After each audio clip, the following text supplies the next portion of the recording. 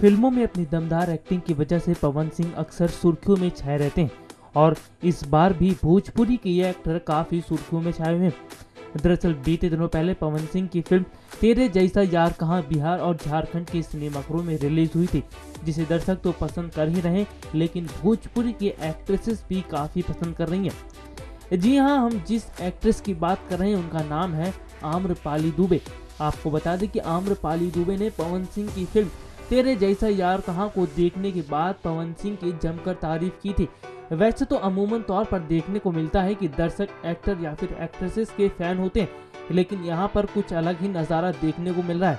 वहीं अभी तक पवन सिंह ने इस बात पर कोई बयान नहीं दिया है। आपको याद दिला दे कि पवन सिंह और आम्रपाली दुबे का गाना रातें दिया बुता के जब यूट्यूब पर अपलोड हुआ था तो दर्शकों ने इसे काफ़ी पसंद किया था।